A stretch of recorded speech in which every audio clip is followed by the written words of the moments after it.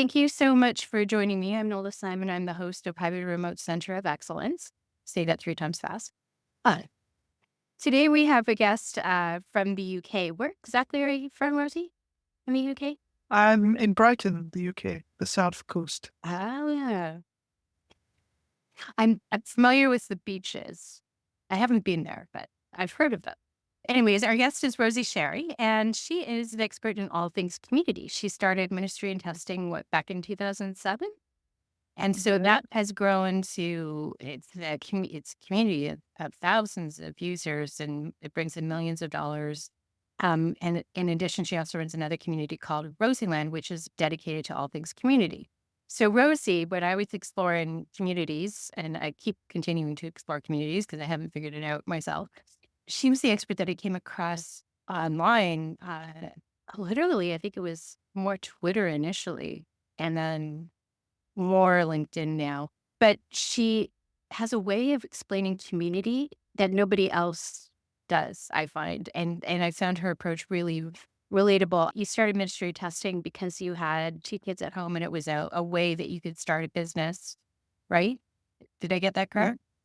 Yeah. And it's grown since then. And recently you had to step back. You had initially headed it off to a CEO, and then recently you stepped back in as CEO. Is that correct? Yeah. So could you tell us more about your journey with community and where that started? And Yeah. So I guess I've been in tech since around 2000, the year 2000, which is a bit scary to say. I started off as a software tester. I got my first job as a software tester, hence ministry of testing came along 7 years later. But as I was working in tech, I started going to local meetups in Brighton. It was quite an active, geeky type scene.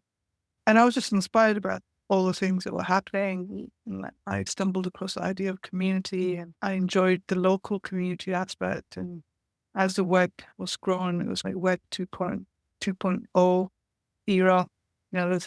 For me, there was like a lot of kind of excitement around all of that. And yeah, mostly once I discovered the idea of community, and I was like, that became my thing. I just couldn't forget the idea of community. To me, it just stuck with me, and I've never been able to let it go since.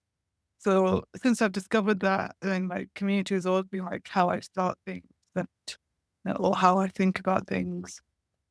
And I started a local meetup.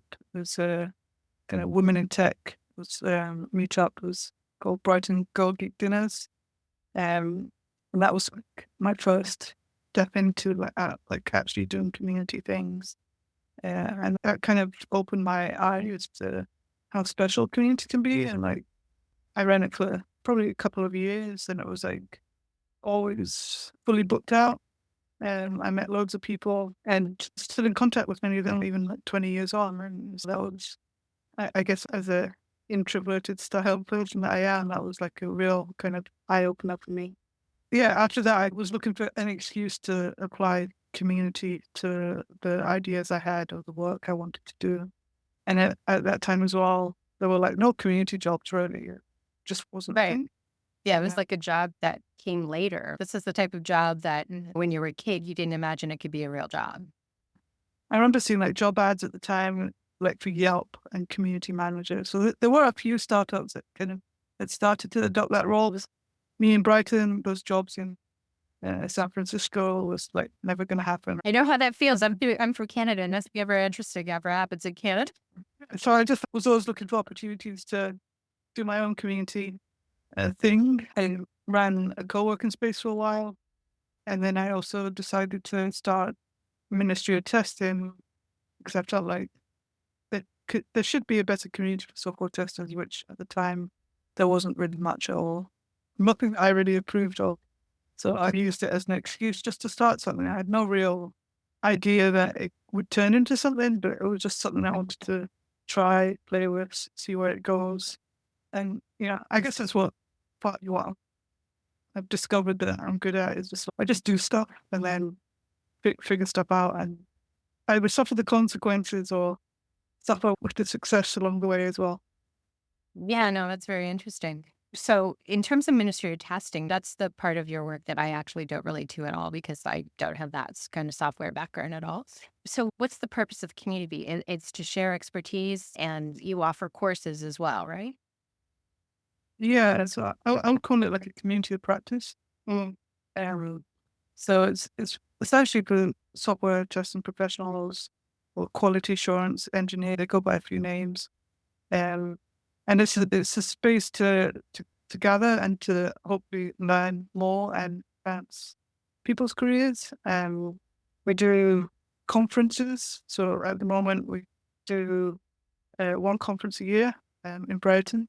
Yeah, so Um, you just did that though, right? Yeah, because I've seen things online, people really complimenting, how engaging it was and appreciating the in-person touch. So that's an interesting aspect yeah, of community because we got away from it obviously during the pandemic. So are people really excited about in person? Do you think that's an aspect of community that's going to develop? I think so. And I think so pre-pandemic, it was a bit crazy to be honest, but as ministry of testing grew, we had 9 conferences across the world in 2019, which feels like really crazy now. But post-pandemic, we've gone back down to just one conference, and the idea at the moment is just to have that one conference a year, and put much more effort into it and hopefully make it bigger than what it's been before. Is there appetite for it like 100%? It's like people, I think people need it. I don't think they realize how much they need it until they show up. And it's once they show up that they're like, this is exactly what I needed. This is like the break I needed from work, or which is just like reconnecting with people or getting to meet people in real life that they've connected with online. Yeah. And yeah, I think we've just forgotten that. And partly, a big part of that is the pandemic. But when people go, they they don't regret going, in my opinion, especially this past conference, which I think we've leveled up the experience. We got amazing feedback from it. And there was a product manager who attended, and she shared on LinkedIn. I can't remember her name off the top of my head, but she was sharing on LinkedIn how just like how amazing it felt and how jealous or FOMO she had that software testers had this space to gather, and she didn't feel like the product managers had that same kind of space with that community feel Yeah. where everyone's literally supporting each other and the speakers have grown up in the community. And Oh, so you bring in people like who are actually members of the community to actually speak. That's yeah, like all our effort is like all our kind of, I guess you call it marketing effort, but all our effort is focused on the community and uplifting the community and trying to get them to publish their first article or do their first talk or speak at a conference. Or all our effort is like community first. It's the people in the community. We don't go outside seeking other speakers. right. Don't do keynote talks. We've never done keynote talks, for example. It's just like every talk is a talk from the community. Right. You're It's really something focusing like, on relationships that build within the community themselves.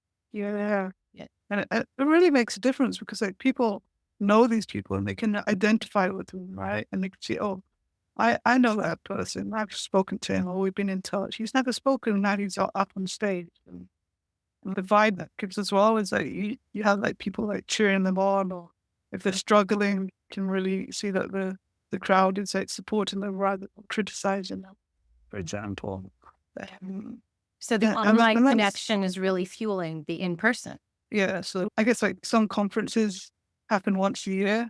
For us, the conference is just part of the community. So really, we're like planning all year round.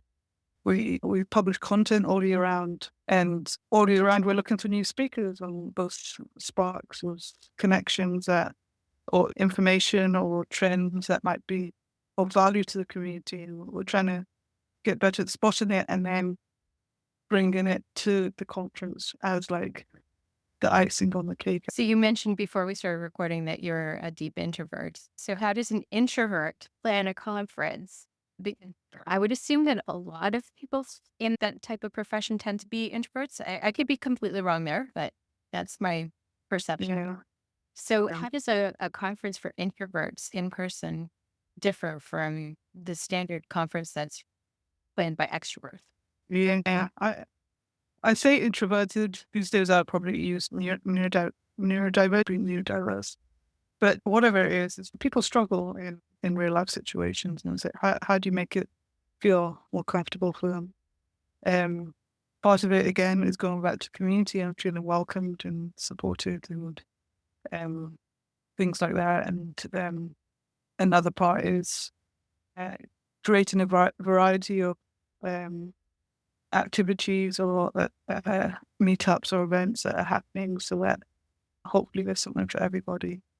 But like a big part of it, sometimes I feel like I harp on a lot about community, but it's so many of the people arrive and they're like really nervous but like the moment they step in, they're welcomed by the community or there's this culture of everyone's checking in on other people or people are standing alone and they might go up to them and say hello Right. or just check in on them. Right on threads, something about that. Somebody had mentioned the fact that they were nervous at a community just standing around, or they were at a conference and they were just standing around and just having that awkward conversation is like the worst experience ever. And you're like, just being generous enough to go up to somebody and say hi. That's the most generous thing that you could do to for somebody out if you see them standing alone. Yeah. Yeah. And it's part of the culture. So it's like everyone is literally doing it because they experience it and they see how great it can feel and how it brings that belonging. Um, and it just like naturally ends up extending. And it's not just like, oh, this is what we want to see. That's happened over the years. And like when we try to communicate it in the run up to it, we have the host on stage who also communicates it. So it's like we're trying to really like embed this culture. We're all here to support each other, and we're all actually quite friendly, or we're all struggling a bit. And it's just yeah, for whatever reason, it's become the big part of what ministry testing and test batch is all about. And it's pretty amazing to see that, to be honest, because I do go to other conferences and no one ever comes up to me, other tech conferences. And sometimes I just like wonder, why am I even here? Yeah. So yeah, I guess that there's a Pac-Man model as well, which is one way they talk about it. So it's like when you're having a conversation with other people, Yeah. was they always leave a gap like Pac-Man's mouth so that others can come in, stand in and listen and then maybe join in. So Right. people have naturally started doing that as well as trying to welcome people in. You want to leave windows and doors open and people can see entrances into the conversation. I've been part of groups like that before. You have no idea when these guys are going to stop talking. See, I don't know how I do this. Yeah, I remember one of my first employee resource group meetings that I ever went to. I remember walking in, and I'd never done one of those. And it was a whole bunch of executives, and I didn't know who to talk to, even though I'd worked for the company for over probably 15 years at that point. The majority of people from my division were usually the ones who attended those types of events, right? And I went in and I didn't know what to do, so I went to my table because we were assigned tables, and I just sat thinking that once dinner started, at least that way it would be natural. I'd have somebody on either side of me, at least conversation would start to flow at the table. And I just sat there by myself. And this woman that I used to actually work for, she was my skip level, so my boss's boss.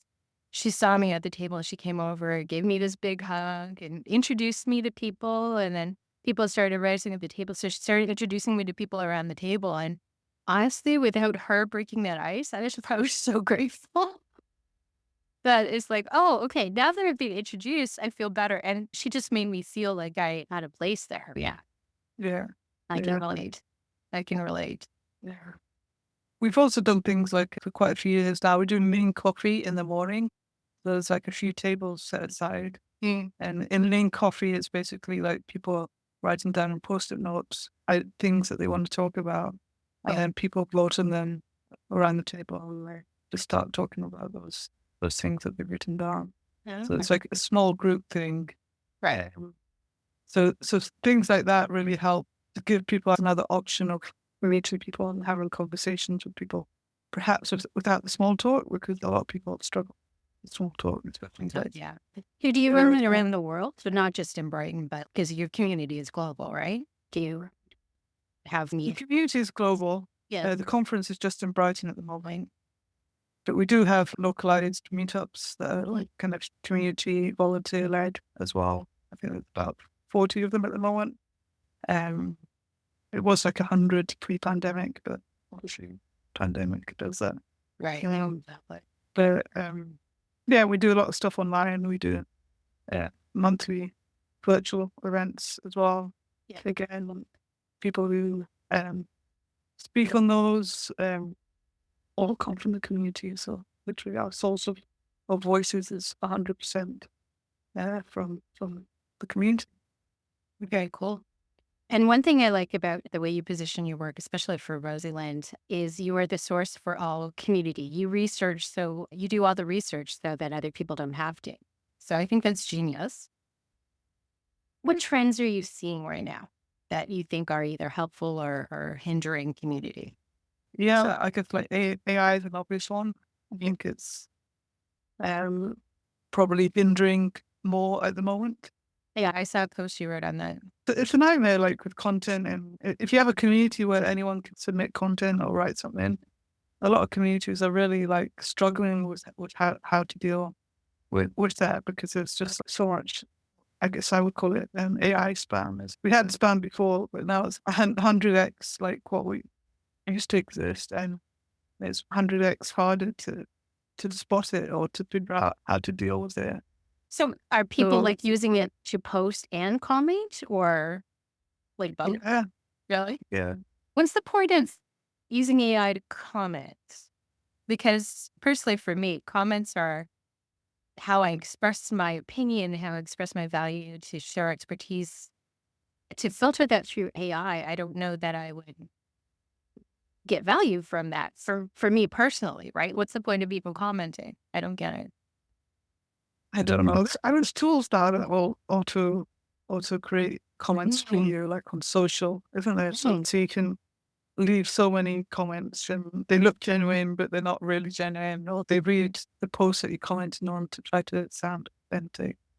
And it's just like, yeah, I just don't get it. It was like, what's the point? And places like product don't have a lot of AI spam. People are always trying to play the game, always trying to, ends up becoming not really about community. It ends up becoming about trying to get as many upvotes so that then that might somehow turn into click throughs, like, or more sales or more awareness of the product. Right. And like sometimes comments can influence the algorithm, whether that's true or not. That's generally like what they're saying is like the more comments, the more chance it has of being featured and stuff. So people will play the game and they'll use AI to support there. Yeah. And it's just, yeah, it's just not great. And like, I did work at Indie Hackers. I led the community there for a couple of years, and that was pre AI hype, but like they suffered a ton from spam in general. And I saw as AI was becoming popular, it's like a lot of the comments and the posts were AI generated. And it's hard to deal with, right? It's just as a community person, you don't want to have to deal with that. But, and yeah, it causes extra work for anyone who's trying to run it, probably work that they don't want to do. So how are you managing? Are you deleting posts that are obvious AI? I don't actually have that problem. Okay. It's a bit more like we see. Yeah. Okay. So we get minimal spam at Ministry of Testing, but there is some charm. Do you think that's actually because of the connection? Yeah. Cool. Yeah. I love that. And because we don't go out trying to create fake games, or we don't go out trying to create fake hype, or there's no real motivation for people or reward for people who do come in and comment on stuff. Yeah. We use Discourse as a forum, and they're quite good at like auto flagging like suspicious behavior. Okay. We get that maybe a couple of times a week. It's no big deal to manage. Right. And a lot of that is because we don't really focus on that kind of external growth. We're not stressed out about trying to get new people in and participating. It's just the forum is just like one part of our community strategy. It's not the community.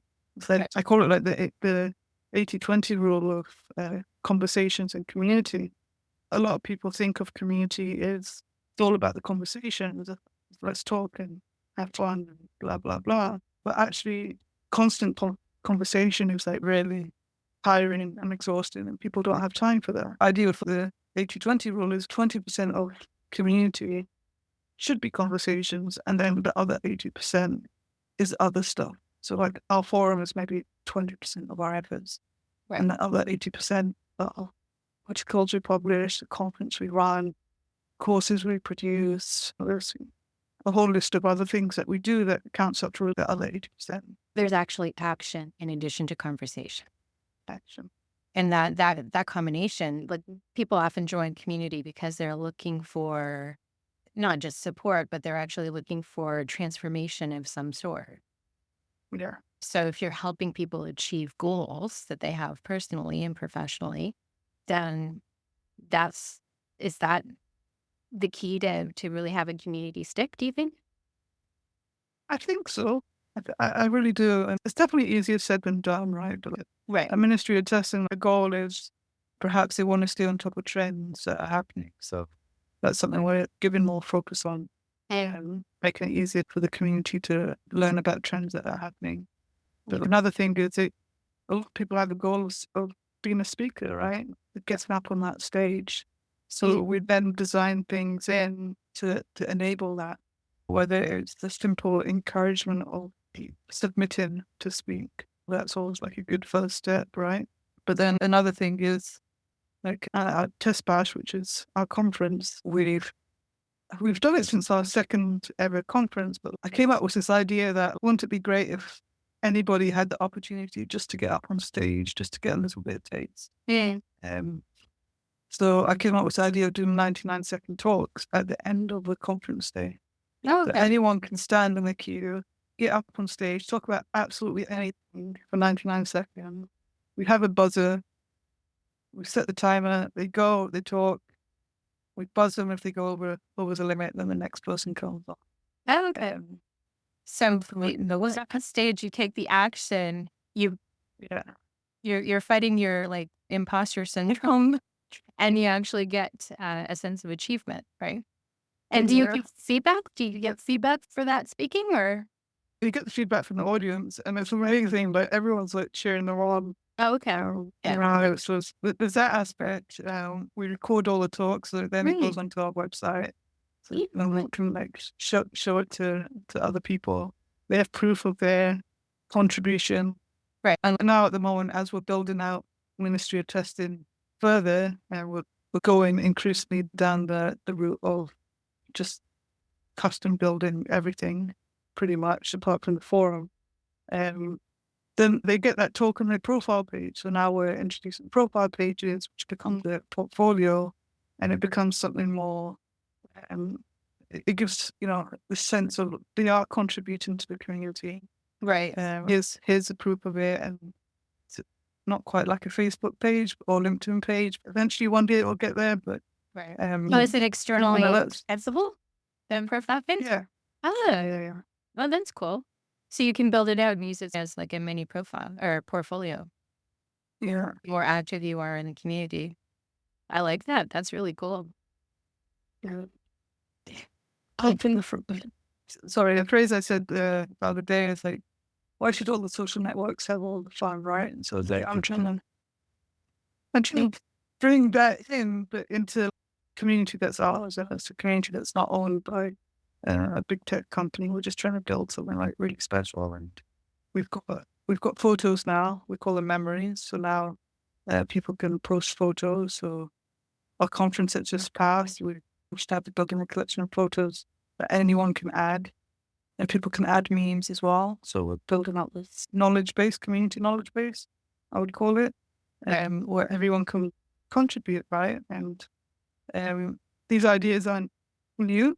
There's memes, there's Instagram, right? But actually, let's do that or not within our community. Let's own the data.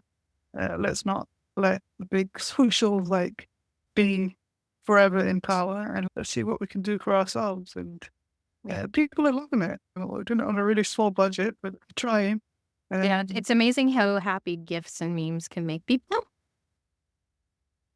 it's true. It It's is so still true. new. For all the people who try to tell us that it's not cool, Gen Z, it still makes people Very cool. exactly. It's very cool. Yeah. It's actually interesting to think about the profile page in conjunction with AI because one of the most interesting uses I've come across with AI, when I'm testing AI at all, and when I say test, I'm just using it.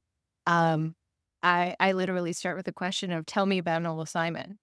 And it pulls in like anything that I've done on LinkedIn or, anything on my website and whatnot. And if you don't recognize me, that means that I don't know what data you're crawling, but it's not the data that or like it's not the places that I am, right? So I like Perplexity because Perplexity knows really who I am. So I'm like, oh, okay, they pick up my media, they pick up my podcast, they pick up LinkedIn, they pick up all of this stuff. So to have a like a public profile page that's indexed by search, that's actually helping out building out personal branding, right? And that's the interesting thing about personal branding going forward is it's not just what's on Google, it's not just what's on LinkedIn, it's not what you put on your resume, but it's like what is AI going to know about you?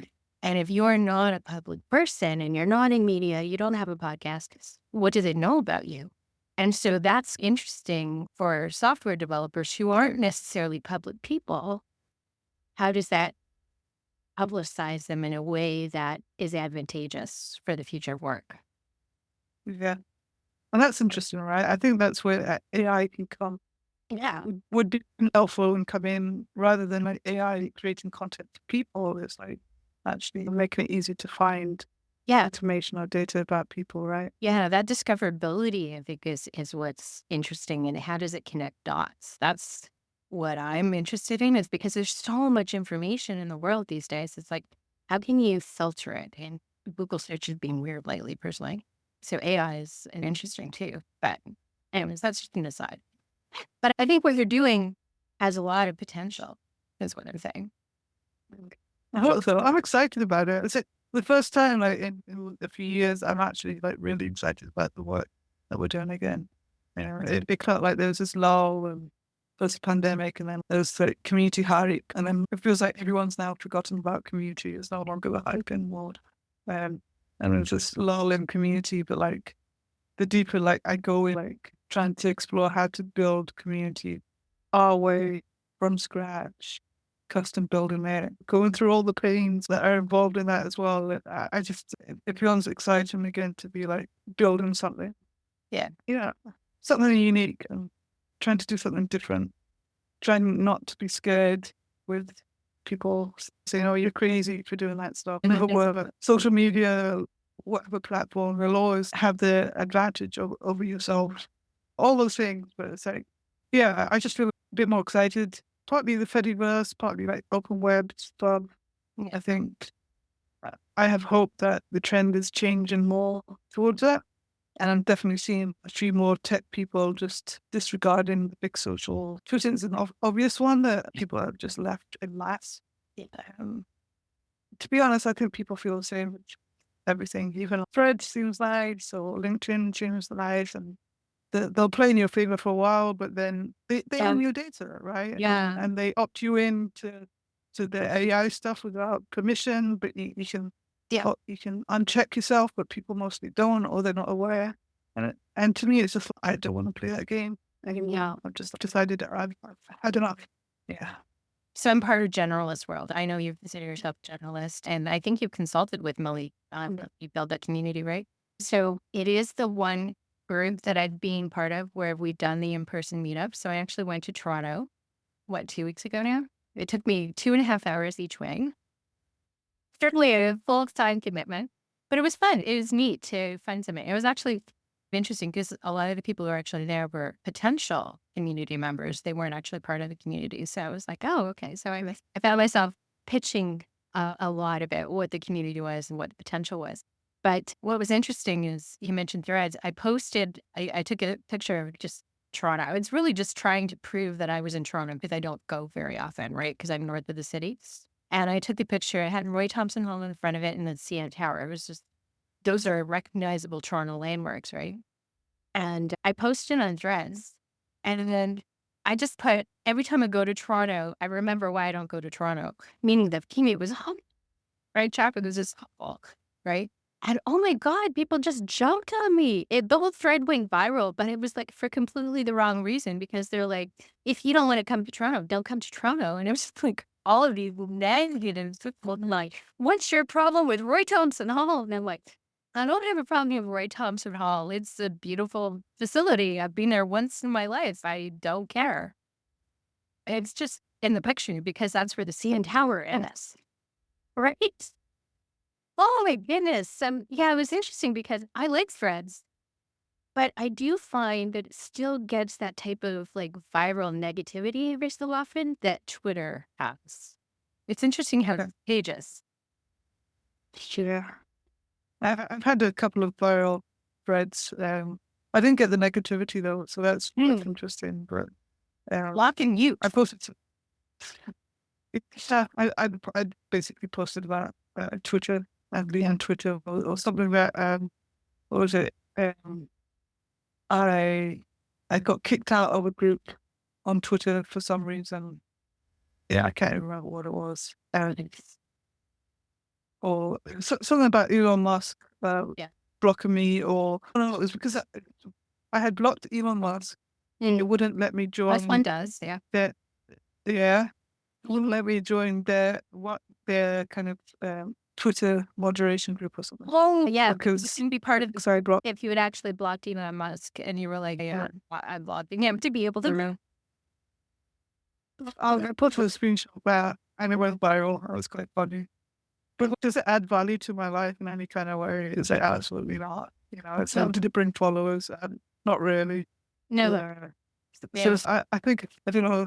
Getting older, I just don't care anymore about that kind of stuff. Yeah. And to be honest, whilst I still occasionally post, and I still will, but there's a term as post once, syndicate everywhere. I think it is POSE. So the idea is to like first post on your own platform, on your own website, Right.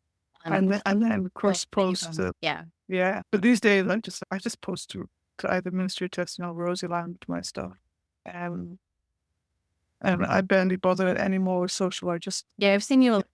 yeah, I just can't. I don't have the yeah. I don't know.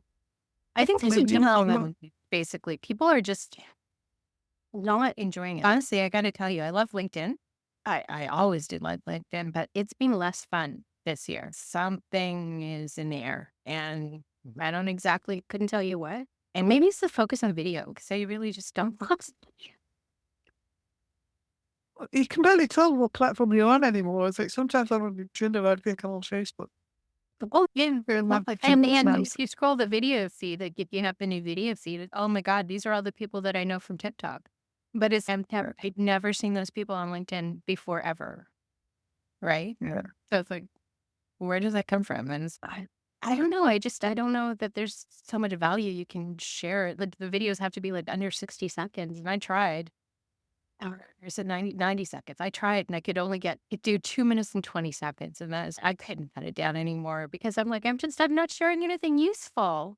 So it's like, I don't care if you don't like me, but that's how long I need to be able to actually craft a message. But honestly, maybe that's wrong because you do 99 seconds. I just had to get better at speaking. That's funny. Well, we'd love to, like, one of the ideas that I'd love to do is actually do really short form videos on MOT, like reels, like TikToks. Yeah. I think that would be quite fun. Yeah. But without owning the data, obviously. Yeah. Not the social platforms. Yeah. I wanted to bring one thing up, but you mentioned that people have been going away from community and is starting to come back. Before we started recording, I got an email from somebody that I follow that I like. And basically they were talking about like how to facilitate return to office. And one of the themes was community.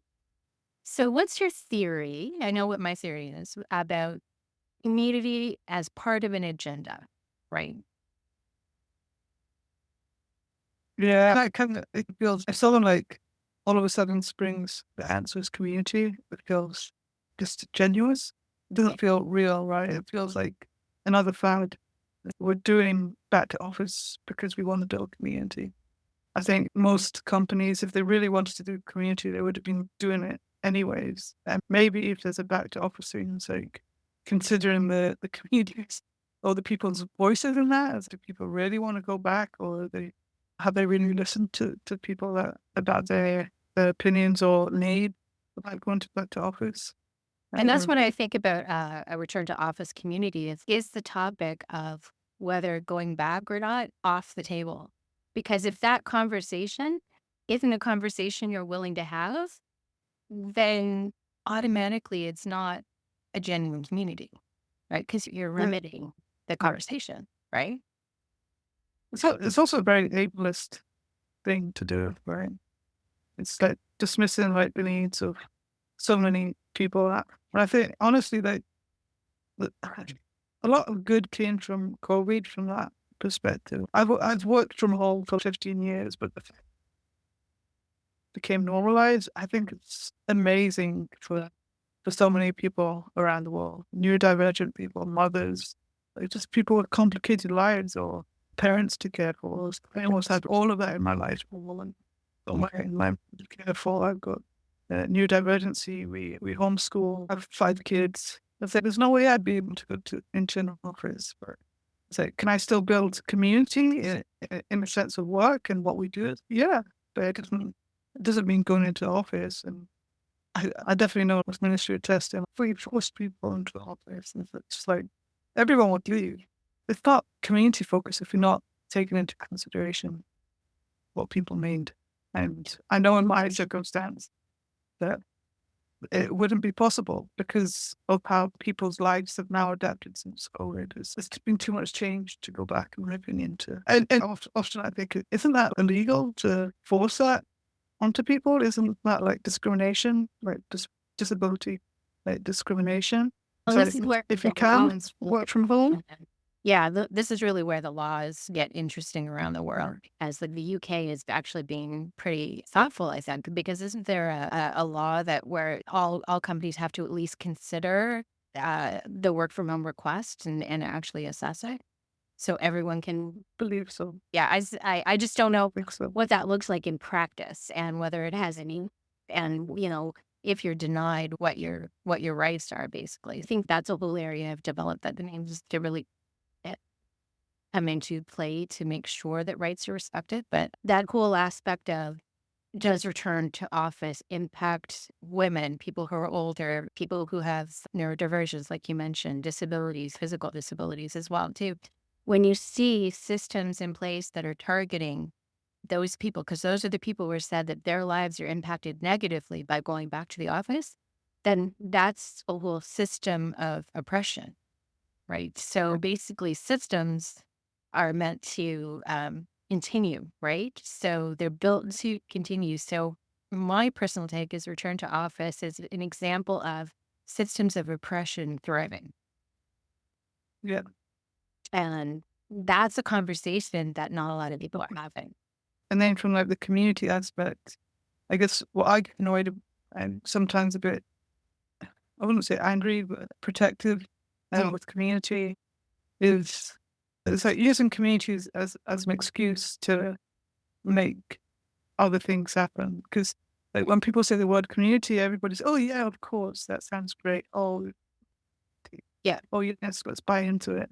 Um, and like through the whole pandemic, because there's this like community hype, and when yeah, oh my god, crypto stuff, and like people going into all this cryptos community, and I kept pushing back and saying, it's not community. What the heck are you talking about? It's not going to work. And the people kept slapping the main community on it, saying, this is community. You'll buy this token or buy this NFT, and you'll automatically be part of community and find belonging, and you can make money and this and that. And it doesn't help like what community is and what we can achieve.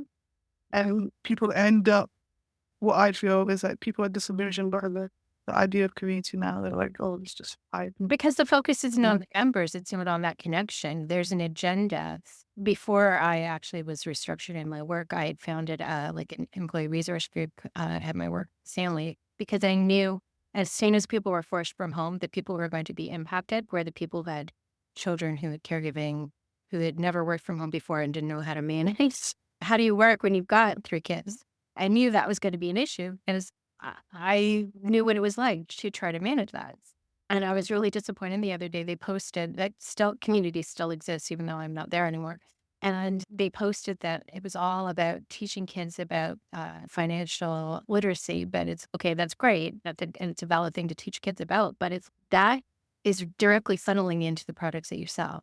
So basically, your community is not necessarily focused on family and the kids. Your community is really about building a potential new customer. And that's really what your focus is. And I'm like, 5 years later, you haven't actually learned what community is about. And the focus is not on the people that you actually serve. And I'm like, that's so sad. It made me so sad because I'm like, that is not at all what I envisioned was the potential for the community. I visioned it as being a resource to help people with their lives, help people with their work, and basically just be committed to like their belonging and well-being and make it a better place to work, not a funnel for potential new customers when they're 10. For I just Yeah. it becomes transactional at that point, and it undermines the trust I think that you have in the community organizers. Yeah. Yeah. So stuff like that is it's also a reason why I don't track our marketing efforts and stuff like that. It's like we have systems in place, we send emails, we do social stuff, Yeah. but I don't like I tend to keep an eye on the graphs going upwards and whether it's trending in a Yeah. positive way. Yeah. But feel Open free. reigns like crazy. No, and I don't track like sales that come in, like when do they first subscribe? How long does it take them to become a customer and stuff like that? Of course, in an ideal world, it would be nice if they became a customer Yeah. quicker rather than later. It would make our lives a lot easier. We could probably grow quicker and stuff like that. But I've come to the conclusion that it's just like too much work to even try to make sense of how people make decisions, where purchases come from. And actually, often, like a lot of our purchases come from like training budgets. So there's no actual way to track it from an individual because it would be a word of mouth or an internal conversation that happens with their HR or training people to get budget sign off. And then that budget sign off team would then come to them Right. separately and say, buy something. But like trying to connect it to the original source Right. is impossible.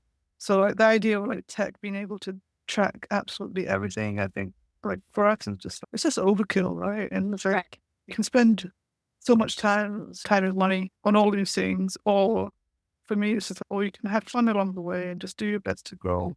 Yeah. Do your best to get people to sign up. And keep your fingers crossed that people will like what you do. Yeah. How do you quantify like word of mouth and that connection? If people are being drawn because of the community aspect and the support, like all of that kind of stuff, it's really hard to quantify. So you're probably even not going to get great data on the reality why people join. So you're probably wise. Yeah. And then there's in the community world, it's, oh, what's the return on investment on community and stuff? And it's just, I just cannot get involved. Yeah. I just feels like an impossible task or a pointless task.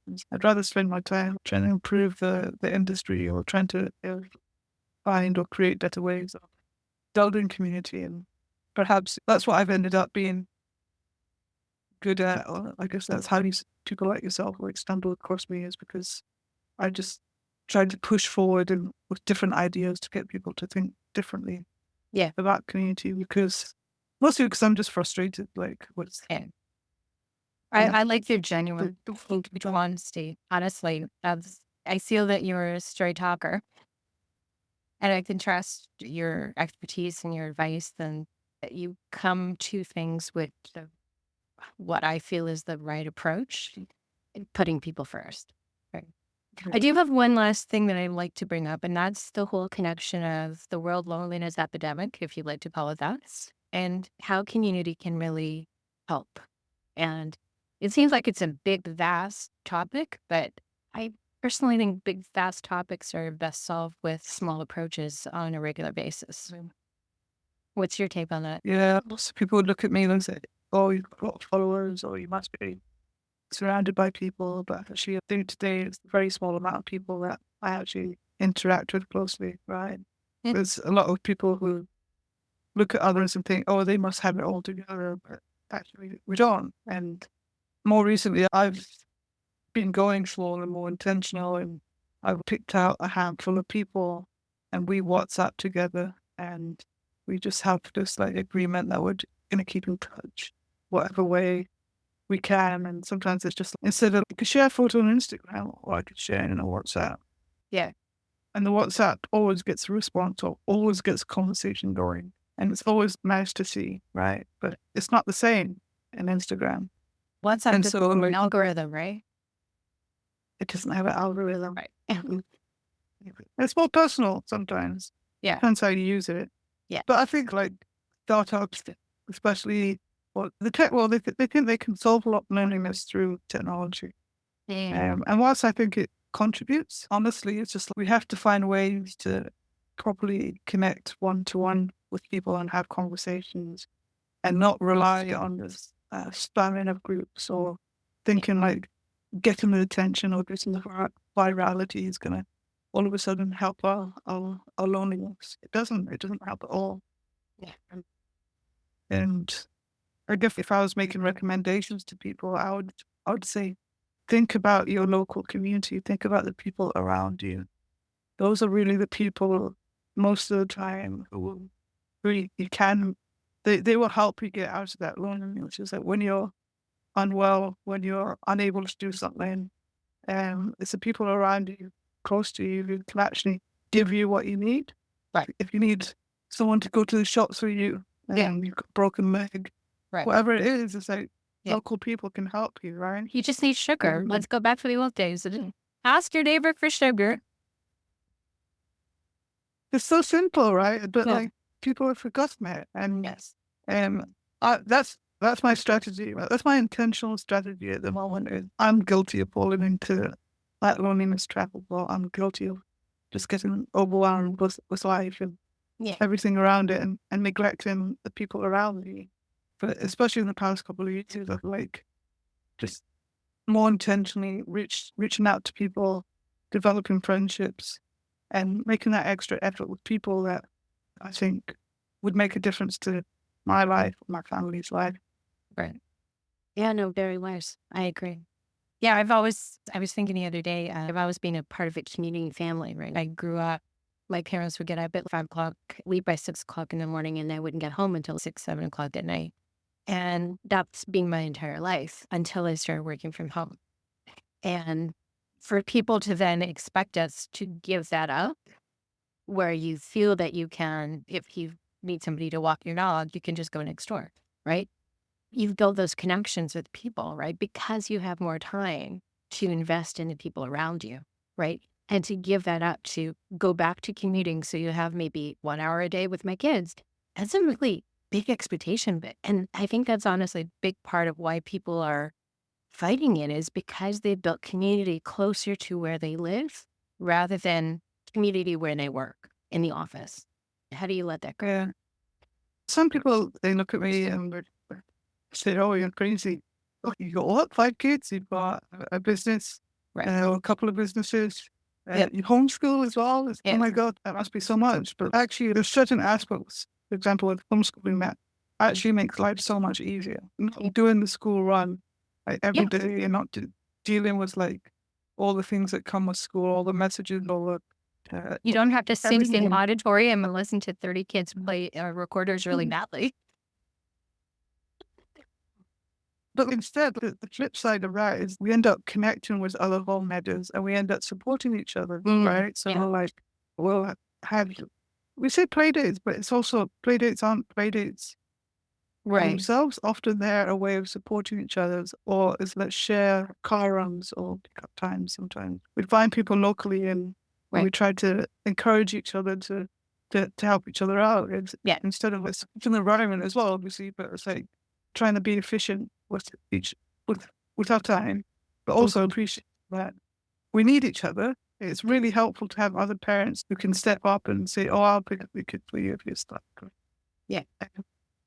And yeah, just not having that makes it a really lonely world. So it's like homeschooling is naturally more community led, and Yeah. it's almost like it ends up becoming that, I wouldn't quite say second family, but becomes that supportive network that we need. And we recently went on a camping trip with some other homemakers, and it was amazing. It was just like it was a way to get to know some of the other parents, but then the kids just were like they were off playing all day. And you And can schedule that when the weather's going to be good. You don't have to schedule it around actual school time. So if yeah, literally we scheduled it during the week when it's nice and quiet. yeah, So you can take advantage of all of the benefits of that seniors have and people who aren't bound by that school schedule. I like it. Very cool. All right. Was there anything else that you found we missed in this discussion that you want to highlight? don't think so. I No, really enjoyed we managed talking. to hit the high points of what we planned. Oh, that's perfect. I will make sure that all your socials are available to people. Is there anything else that you want me to add? Like the No, websites? just yeah, I guess websites way more important than socials these days. Okay, so Rosieland Administrative Interesting. Messaging. Okay. Yeah. I will make sure that's in there. All right. Well, thank you so much, Rosie. I've learned so much from you. This is a way of me saying thank you. When you put out that post going, it would be a podcast. I like, hey, you want to do mine? Because I'd had you on my list forever. And then you went back and you were so busy and I didn't want to bother you. Then I'm like, oh, if she's ready for it, then make this happen. So thank you for doing this. All right. Thank Let me you. just hit stop. There we go.